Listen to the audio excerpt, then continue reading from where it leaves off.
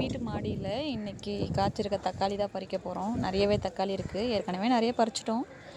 But ஆனால் இன்றைக்கி கொஞ்சம் நிறையவே இருக்குது. ஸோ அதனால் எல்லாத்தையும் பறித்து காமிக்கலாம்னு சொல்லி பறிச்சிட்ருக்கோம். வாங்க.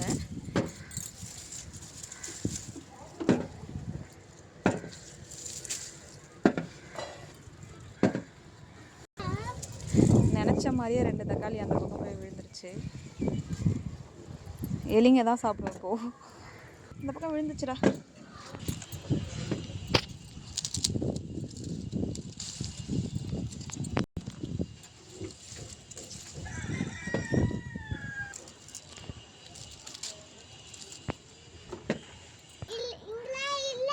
இப்போ தக்காளியோட ரேட் வந்து கம்மி தான். கிட்டத்தட்ட பார்த்திங்கன்னா 4 கிலோ 100 ரூபாய்க்கு, 5 கிலோ 100 ரூபாய்க்கிட்ட கொடுத்துட்ருக்காங்க. ஆனாலும் நம்ம மாடியில் பறித்த தக்காளிலாம் நமக்கு எப்பவுமே ஸ்பெஷல் இல்லை. ஓகே ஃப்ரெண்ட், தேங்க்யூ ஃபார் வாட்சிங்.